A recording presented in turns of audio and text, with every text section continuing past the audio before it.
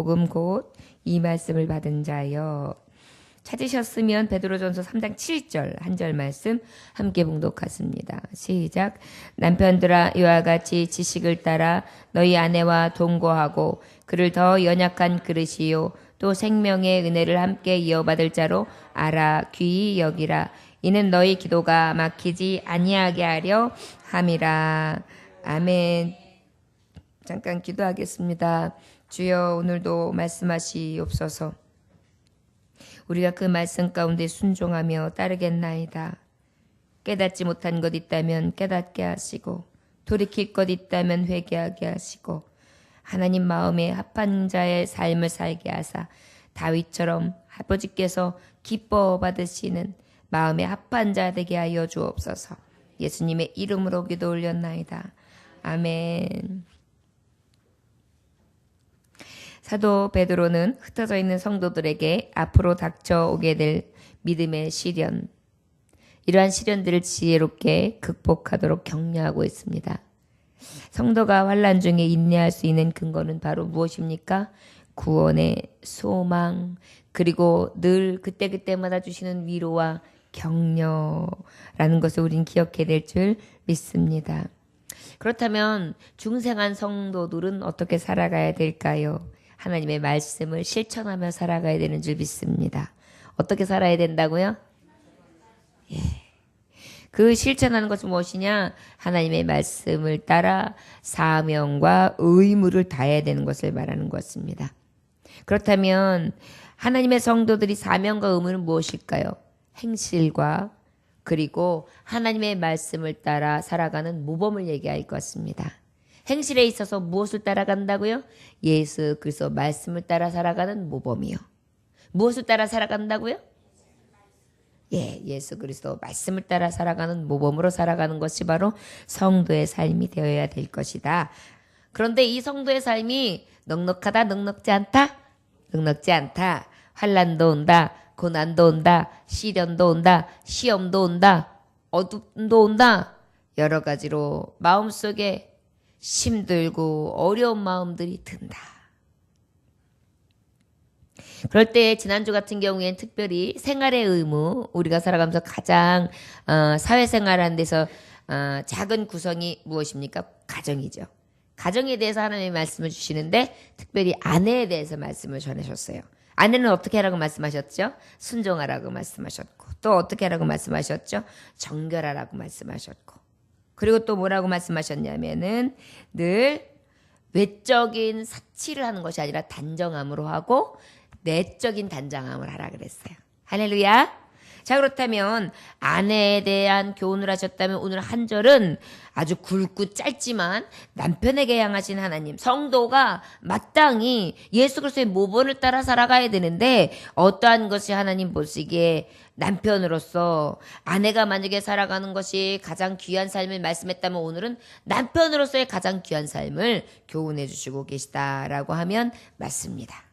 자, 여러분, 오늘 남편들이요, 값진 아내를 얻으셨다면 이번에는 내가 값진 남편이 될 수 있기를 주 예수님을 축원합니다. 저를 따라 하시기 원합니다. 나는 하나님과 사람과 성도 앞에, 세상 앞에 값진 자 되기 원합니다. 아멘. 오늘은 특별히 값진 남편이 되는 거예요. 어떤 남편이요? 예. 이 복음, 이 말씀을 받은 자, 이 복음은 무엇이에요? 하나님의 썩지 않을 말씀이란 말이에요. 영원한 말씀이란 말이에요. 진리와 생명 되시는 말씀이란 말이에요. 이 복음, 이 복된 소식, 예수 그리스도의 본을 따라 살아가는 자, 마땅한 삶은 바로 무엇이냐? 아내의 삶이 있다면 이제 남편의 삶을 이야기한다. 남편의 사명과 의무를 얘기하겠다. 라고 하시는 말씀이 오늘 7절의 말씀이에요.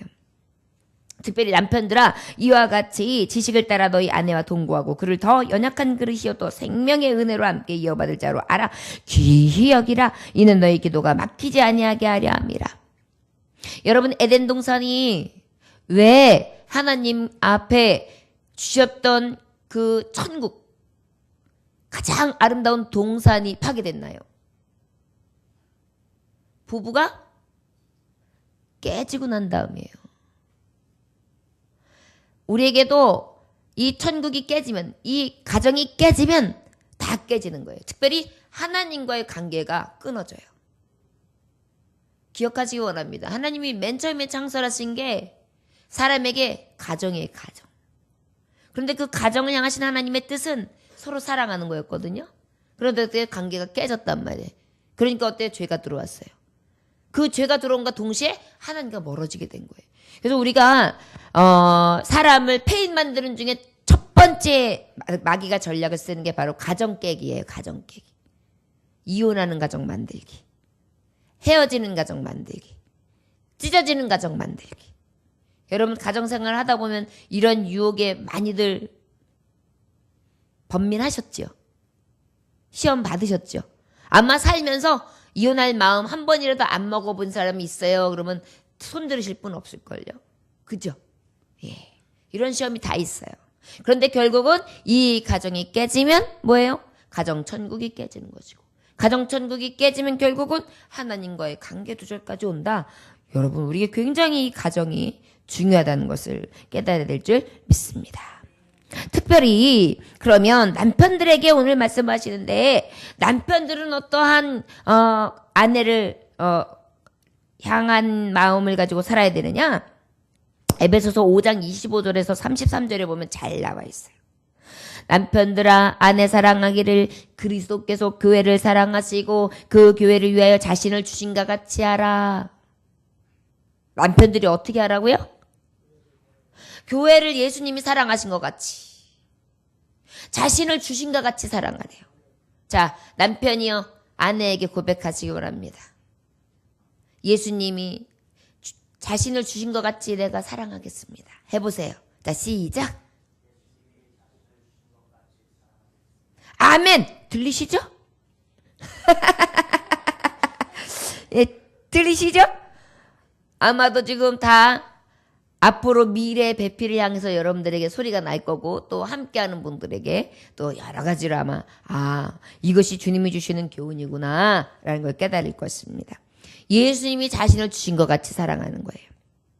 이른 곧 물로 씻어 말씀으로 깨끗하게 해서 거룩하게 하시고 자기 앞에 영광스러운 교회를 세우사 티나 주름 잡힌 것이나 이런 것들이 없이 거룩하고 흠이 없게 하려 하였습니다. 거룩하고 흠이 없게 하기 위한 조건이 바로 무엇이냐면 아내를 사랑하는 거예요. 어떻게 사랑하느냐면 그리스도께서 자신을 주셔서 교회를 세운 것 같이 그렇게 끔찍하게. 그 다음에 28절 이와 같이 남편들도 자기 아내 사랑하기를 자기 자신과 같이 할지니 자기 아내를 사랑하는 자는 자기를 사랑하는 것이라. 자신과 같이 하라 그랬어요. 누구와 같이 사랑하라고요? 자신. 그냥 아프면 보약을 챙겨 먹고 아프면 가서 침을 맞고 뜸을 뜨고 그냥 어떻게 될까 봐서 그냥 빨리 약을 먹고 그러한 것처럼 아내를 그렇게 여기라는 거예요. 우리 한번 고백하기 원합니다. 내 자신과 같이 사랑하겠습니다. 왜 크게 안 하세요? 아멘. 들으셨죠? 네. 하나님이 원하시는 삶이에요. 누구든지 언제나 자기 육체를 미워하지 않고 오직 양육하여 보호하기를 그리스도께서 교회에게 함과 같이 하나니 우리는 그 몸의 지체임이라. 그러므로 사람이 부모를 떠나 그의 아내와 합하여 그 둘이 한 육체가 될지니 이 비밀이 크도다. 나는 그리스도와 교회에 대하여 말하노라. 그러나 너희도 각각 자기의 아내 사랑하시기를 자신같이 하고 아내도 자기 남편을 존경하라. 할렐루야. 이게 남편과 아내에게 주신 하나님의 특명이에요. 그리고 특별히 그의 아내와 합하여 그 둘이 한 육체가 되라 그랬어요. 그리고 부모를 떠나. 여기서 떠나는 것은 숙명이에요. 진통이지만 할 수밖에 없어요. 여기서 떠난다는 것은 어떤 의미냐면 독립도 의미하고 그 다음에 또 그 외에 아내에게 아주 충실할 것을 이야기하는 거예요. 전에는 내가 보호만 받았던 자식의 노릇을 했지만 이제는 보호자로 살겠다는 거예요. 전에는 내가 늘 받기만 하고 이렇게 엄마 아버지의 보살핌만 받았지만 나도 보살피는 사람이 되게 그 말씀을 하시는 거예요. 저희에게 우리 이 교훈의 말씀을 따라 우리 남편들이요. 자신과 같이 사랑하고 그리스도께서 자신을 주신과 같이 사랑하는 진정한 아내 사랑함이 있어지시기를 원합니다. 이건 제 말이 아니에요. 주님이 주시는 남편들에게 향하신 하나님의 말씀입니다. 예, 기억하셔서 이렇게 사랑할 수 있기를 원합니다. 자, 그런데 그 남편들아 이와 같이 사랑하는 남편들이 어떻게 하느냐? 남편들은 어떻게 해요? 말씀해 보니까 창세기 2장에서 20절에서 25절에 보면 하나님이 창세기 많은 것을 다 창조하시고 난 다음에 2장에 남자를 만드시고 난 다음에 가정을 만드세요. 이것이 바로 최초 결혼제도의 창설이에요. 최초 결혼제도가 생겨요. 아담이 모든 가축과 공중의 새와 들의 모든 짐승에게 이름을 주니라. 아담이 돕는 배필이 없으므로 여호와 하나님이 아담을 깊이 잠들게 하시니 잠들매 그가 그 갈빗대 하나를 취하고 살로 대신 채우시고 여호와 하나님이 아담에게 취하신 그 갈빗대로 여자를 만드시고 그를 아담에게 이끌어오시니 아담이 이르되 이는 내 뼈 중에 뼈요 살 중에 살이라. 이것을 남자에게 취하였은즉 여자라 부르리라 하니라. 이러므로 남자가 부모를 떠나 그 아내와 합하여 둘이 한 몸을 이룰지어다. 아담과 그의 아내 두 사람이 벌거벗었으나 부끄러워하지 아니하니라. 아담하고 하와가 하루는 잠을 자는데 하와가 남편이 의심스러웠어요. 남편이 아무래도 바람을 피우는 것 같아요. 그래가지고 어떻게 했냐면 잠자고 있는 아담에게 어떻게 했냐면 막 더듬어요.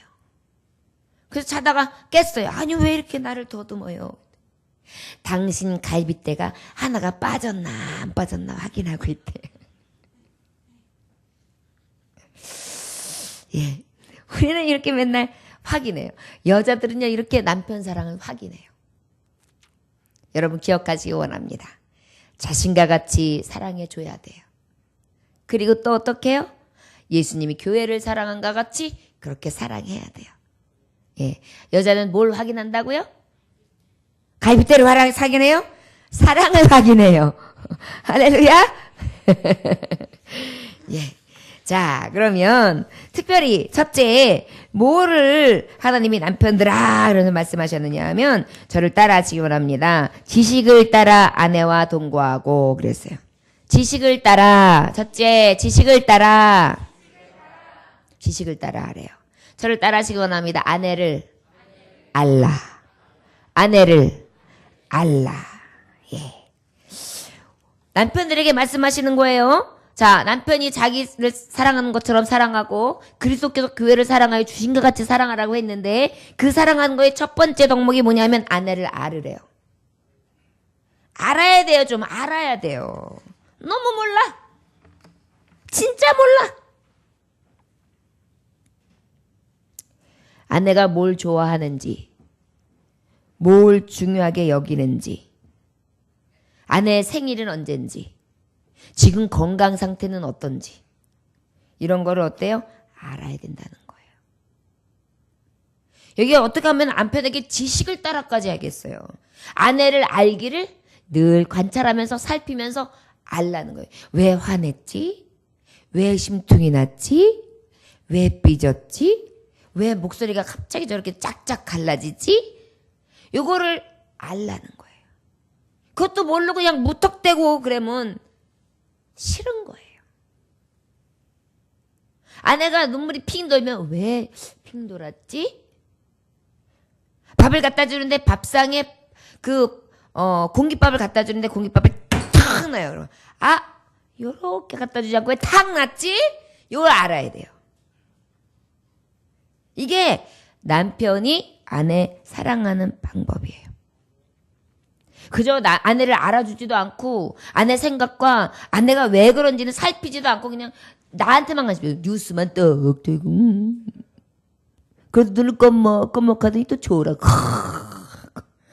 아파가지고 의쿠 하고 있는데 열이 퍽퍽 나고 있는데 관심이 없어요. 그러면서 내 몸과 같이 사랑한대.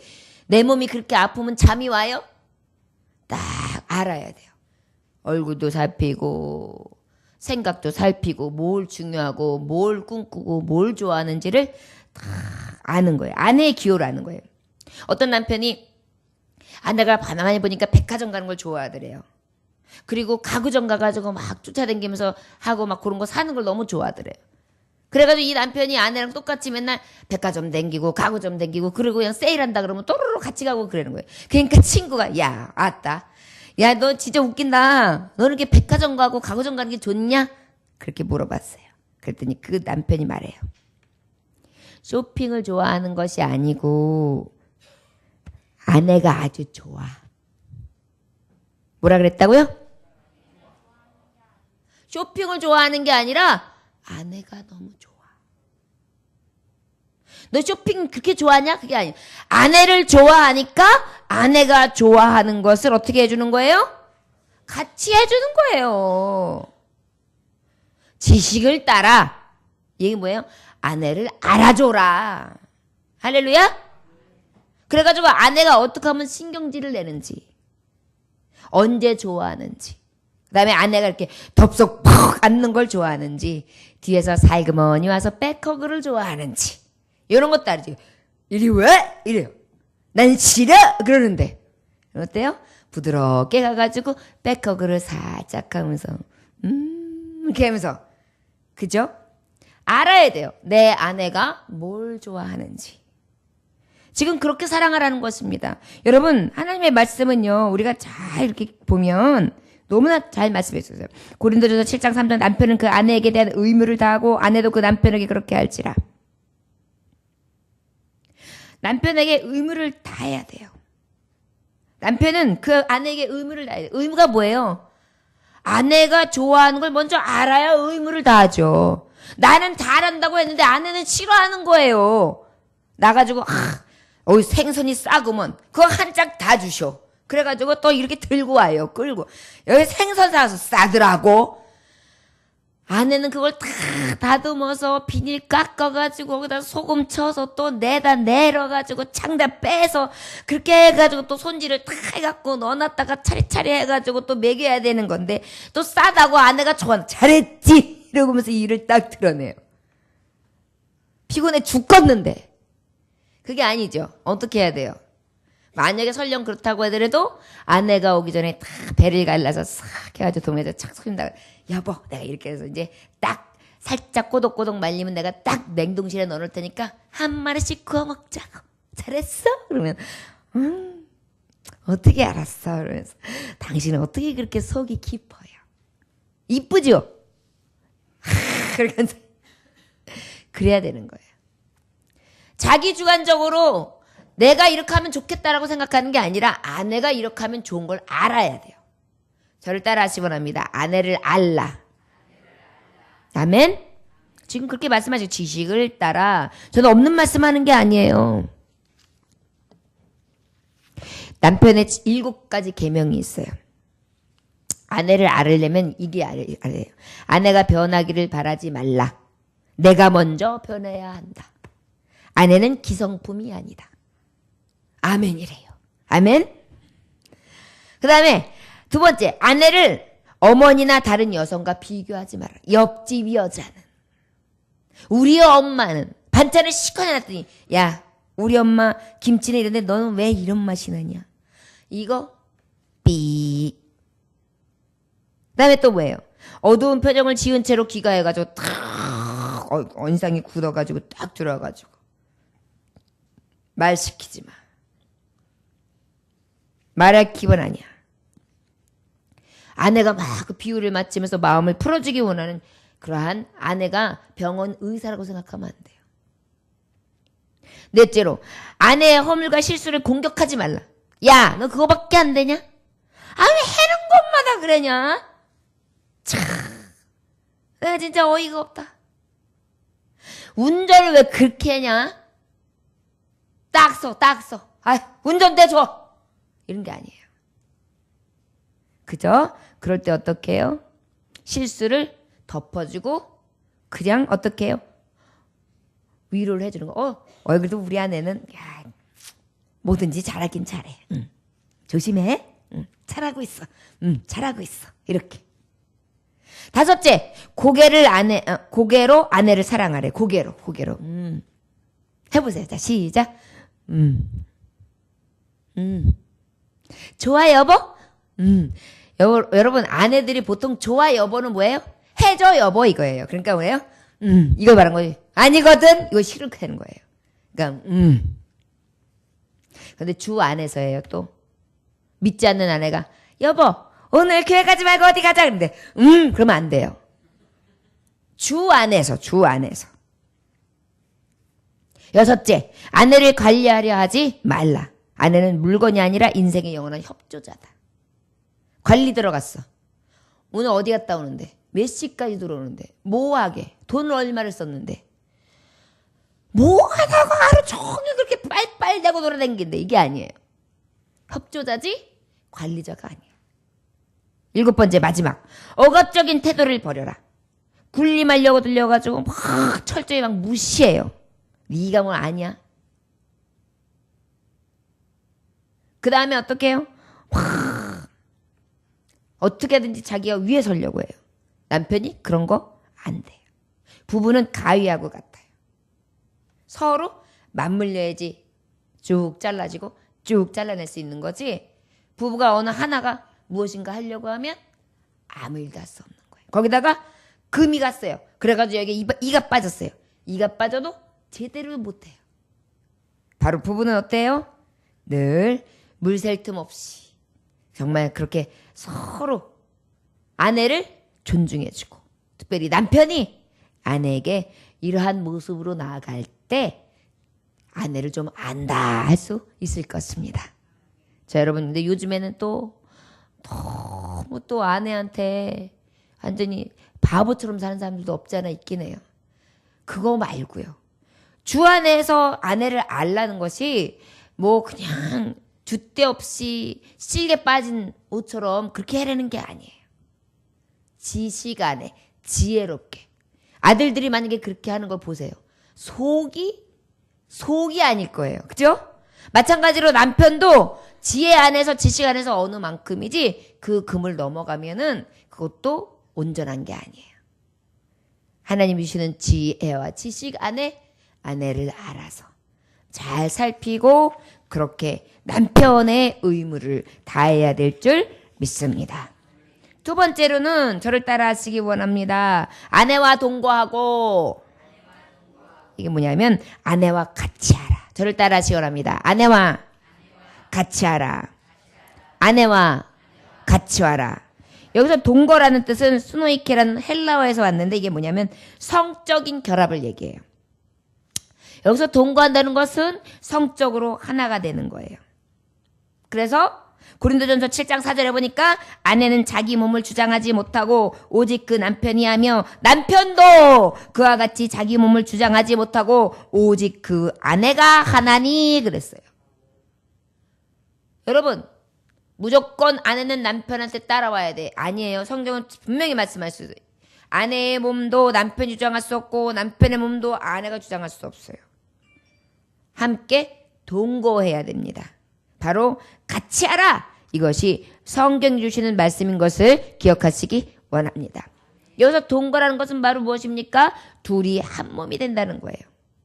한 몸이 된다는 것은 아까도 말씀하셨던 것과 같이 어때요? 부모를 떠나라 그랬어요. 그리고 그 떠남 같은 가운데는 무엇입니까? 정말 아내에 대해서 충실하다는 거예요. 그 충실이 무엇이에요? 책임을 받던 자가 이제 책임을 지는 자, 보호를 받던 자가 보호를 하는 자, 그리고 사랑만 받던 자가 사랑을 하는 자로 나아가라는 것이지. 어떤 사람은 이 말씀만 가지고 겉봐, 무조건 집 나가서 따로 살아야 된다니까, 겉봐, 무조건 각각 살아야 된다니까, 이렇게 해석하는 경우가 있어요. 어느 만큼은 필요하지만, 독립이 필요하지만 꼭 그렇게만 말씀하신 것은 아니라는 것을 또 참고할 수 있기를 원합니다. 부모를 공경함이 마땅하지요. 그 안에는 여러 가지 공경법이 있기 때문에 여기에서 나가는 것을 꼭 이렇게 서로 집을 분가해야 되는 것을 따로 떨어지는 거다, 서로 나가는 거다, 이렇게 해석하기에는 좀 어려움이 있다는 것을 여러분 기억하시기를 원합니다. 자, 그러면 또 아내와 같이 해라. 몸도 같이, 생활도 같이 동거하는 거예요. 같이 자고, 같이 먹고, 같이 함께하고. 어떤 분들은 이래요. 결혼해가지고 우리 서로 인격을 존중해. 그래가지고 결혼했는데도 또 어때요? 혼인신고도 안 하고 살아요. 요즘에 젊은 부부들 그런 부부들이 많아요. 그래가지고 결혼식은 했어요. 아주 성대게 했어요. 근데 결혼식을 했지만 혼인신고를 안 하는 거예요? 1년, 2년 살다가요? 헤어져요? 그럼 어때? 다시 결혼식 해요 또? 그리고 어때요? 그때 혼인신고 할까 말까예요. 그럼 어때요? 혼인신고상은 처녀래요? 총각이래요. 참 못된 생각들 가지고 있죠? 요즘에 그래요. 여러분 여기서 같이 하라는 것은 동거한다는 것은 완전한 결합을 얘기하는 것입니다.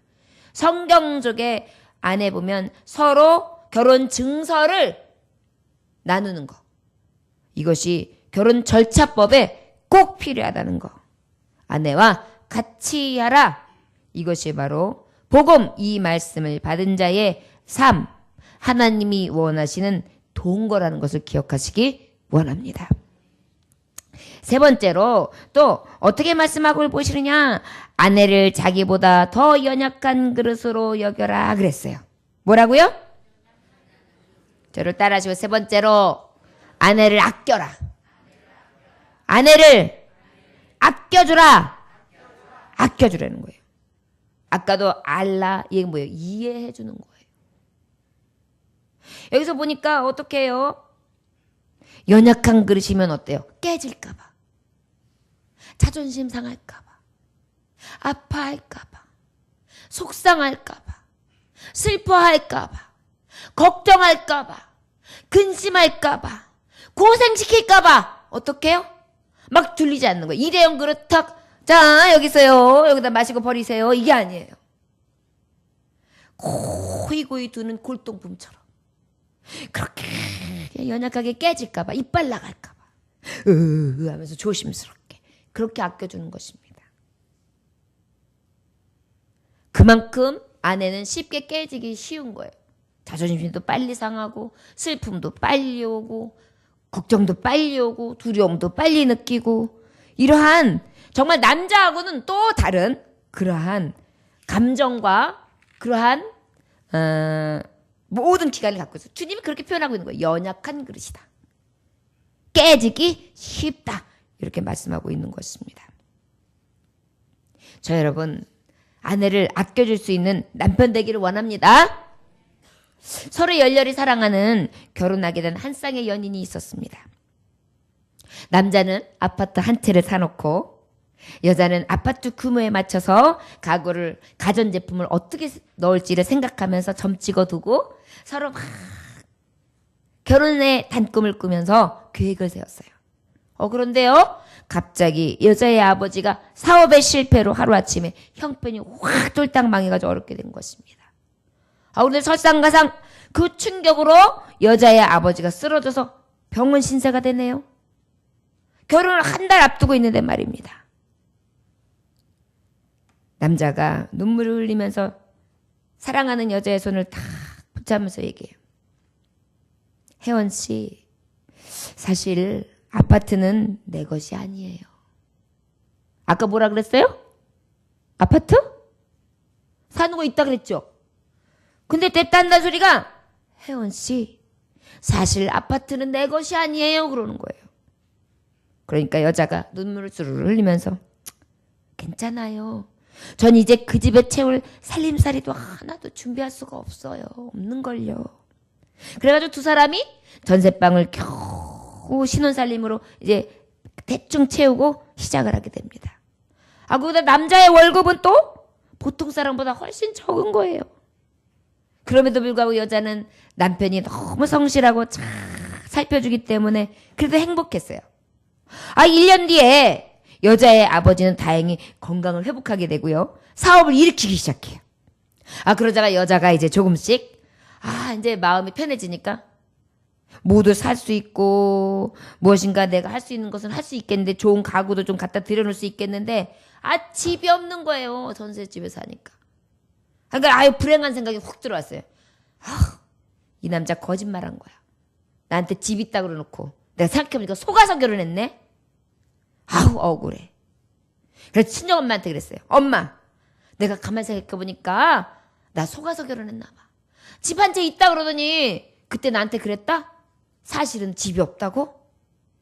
나 정말 이제 내가 가구 좀 사려놓고 그래도 이 코딱지만 언제 이사 갈지 모르고 가구 다 깨지고 찢어지는데 어떡해? 내가 잘못 결혼했어. 억울하다고 막 토로했어요. 그랬더니 어머니가 그때서 눈물을 호로로 흘리시는 거예요. 딸아, 사실은 김서방이 아무 말하지 말라고 했는데 이제는 털어놔야겠구나.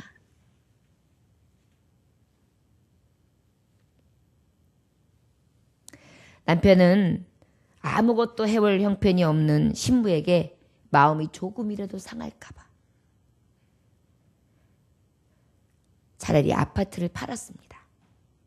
그래서 그 아파트를 판 것으로 장인의 빚을 갚아드리고 매달 월급의 일부를 병원비로 썼던 거예요. 그래서 병원비도 작았던 거고 아파트도 없었던 거고.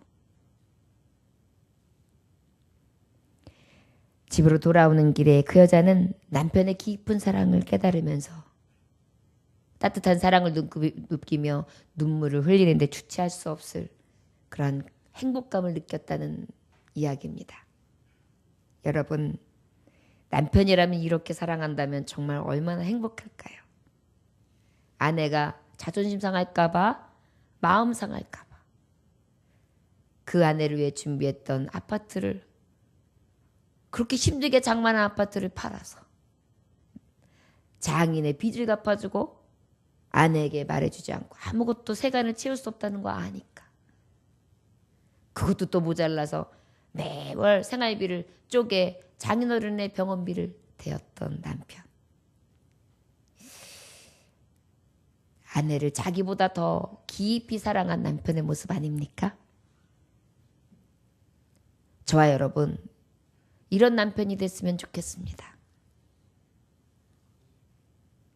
일회용처럼 여기는 게 아니라 깨질까 봐, 다칠까 봐 그렇게 늘 아껴주고 또 아껴주는 연약한 내 그릇, 내게 주신 가장 소중한 여자가 아파할까 봐 그렇게 희생해주는 그런 남편들이 되시기를 주의 이름으로 축원합니다.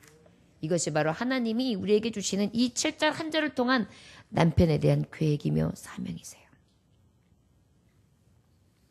또 주님은 뭐라고 말씀해 주셨습니까? 말씀해 보니까 생명의 은혜를 함께 이어받는 자로 알아 귀히 여겨라 그랬어요. 저를 따라 하시기 원합니다. 영생길을 함께 가는 동반자로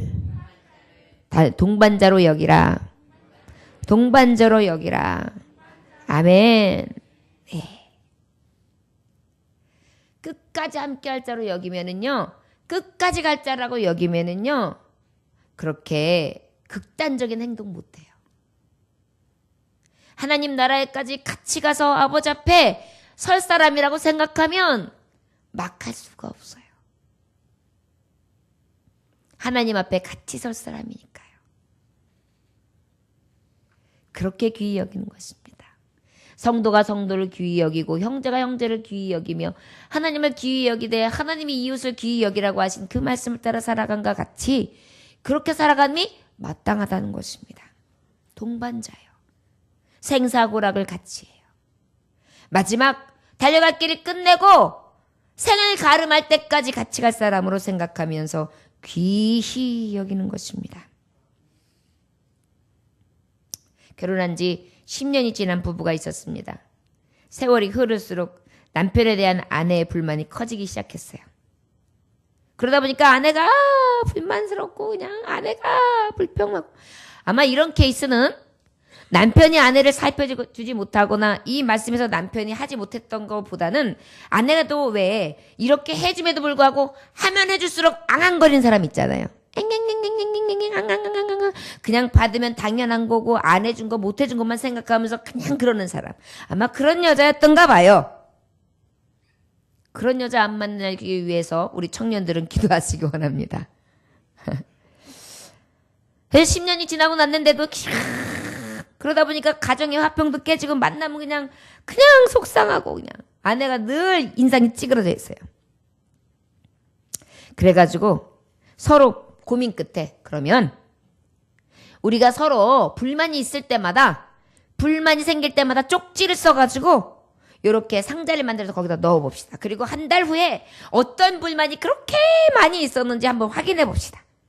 그래서 썼어요. 그래서 불만이 있을 때마다 막 남편이 양말을 구겨가지고 그냥 저기저기다 던진다. 기분 나빠. 남편이 코만 골고 잔다. 다리 아파 죽겠는데 나 좀 주물러주지 못하고 인간 막 이렇게 썼어요. 막 썼어요. 그래서 한 달이 딱 끝난 다음에 딱 열어봤어요. 그랬더니 아내는 뭐 여러 가지 내용이 막 나옵니다. 그런데 이제 아내가 남편 거를 나도 여기 있어 그리고 딱 열어줘서 보는데 그 쪽지를 읽기 시작하는데 그래도 당신을 사랑해요. 그래도 당신을 사랑해요. 그래도 당신을 사랑해요.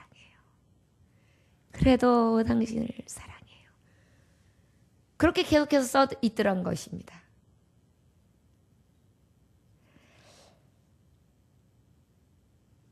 자, 여러분, 그래도 당신을 사랑해요라는 마음으로 남편들이여 사랑한다면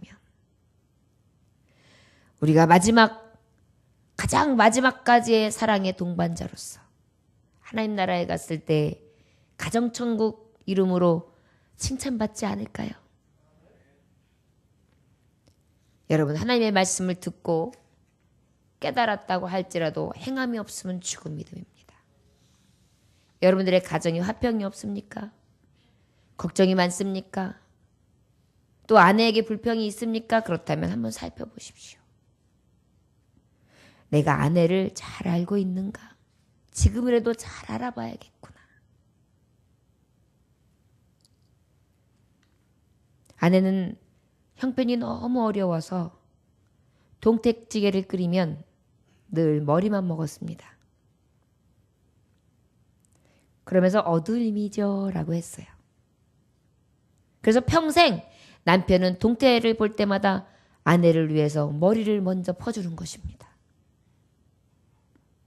나중에 아내가 아이들 장가 보내고 시집을 보내고 난 다음에 이야기하면 여보 나 사실은 그리고 이제 자기는 몸통하고 꼬리를 다 먹는 거죠. 살 많은 법. 우리 아내는 머리를 좋아하니까. 나 사실은 몸통도 좋아해요. 너무 형편이 어려워서 내가 몸통과 꼬리를 먹으면 당신하고 애들이 먹을 게 없잖아요. 이제서 이야기합니다. 아내를 다 안다고 생각했지만 굉장히 위한다고 생각했지만 살피지 못하는 남편들이요. 아내를 깊이 알 수 있기 원합니다. 그리고 아내하고 끝까지 같이 할 수 있기를 원합니다. 자기보다 아껴줄 수 있기를 원합니다. 마지막 순간까지 동반자라는 사실을 잊지 아니하시고 하나님 나라에까지 가서 함께 주 앞에 서는 날이 있다는 것을 저 여러분 깨달을 수 있기를 주의 이름으로 축원합니다. 아브라함이라는 분은 어땠습니까? 믿음의 조상. 하나님 말씀에 보면 어떠한 고난 가운데에서도 아브라함은 눈물이 없었습니다. 고향을 떠날 때에도 부모를 끌어안고 울었다는 말씀이 없어요. 기근 중에 먹을 것이 없고 고통스러워서 울었다는 말씀도 없어요. 집안에서 시끄럽고 하갈하고 사라하고 싸움박질이 일어나고 결국은 이스마엘을 쫓겨낼 때 아들을 보내면서 아내를 보내면서 울었다는 얘기가 없어요. 100살이 되어서 얻은 아들을 하나님 앞에 모리아산에 바칠 때도 울지 않았어요. 언제 울었습니까? 137세가 되어 사랑하는 아내 사라가 죽을 때 그때야 울었습니다. 저 여러분 진정으로 사랑할 수 있기를 원합니다. 어떠한 고난보다도 어떠한 아픔보다도 먹고 마시고 쓰는 것보다도 자식보다도 내 아내 때문에 울 수 있는 진정한 사랑이 남편들이요 있기를 주의 이름으로 축원합니다. 이것이 성경 안에 오늘 이 짧은 베드로전서 3장 7절 고난 중에 어려운 중에 믿음을 지키는 성도들에게 남편이 가져가야 될 사명과 의무, 임무 하나님이 하라 하신 말씀입니다. 혹 여러분들이 지금 말씀을 들으며 깨닫는 것이 있고 찔리는 게 있다면 오늘 밤에 아내에게 사과하십시오. 여보, 내가 당신을 진짜 아는 게 없는 것 같소. 여보, 내가 당신하고 진짜 같이 해주는 것 같지 않소. 여보, 내가 나보다 당신을 아껴주지 못하는 것 같소. 여보, 내가 당신하고 끝까지 갈 동반자인데 내가 그것을 깊이 깨닫지 못했소. 용서를 바라오. 그리스도께서 교회를 사랑한 것 같이 나도 당신을 사랑해야 될 텐데 그렇게 사랑하지 못한 것 용서해 주오. 앞으로는 내가 이러한 사랑을 할 수 있도록 더 노력하리이다. 어쩌면 예배드리지 못하고 들은 사람은 이 사람이 미쳤나? 오히려 확 밀치면서 됐어! 하던 대로 해! 톡 쏘아붙이면서 그냥 앙칼지게 말할 수 있습니다. 여러분 그 반응이 진짜 반응이라고 믿지 마십시오.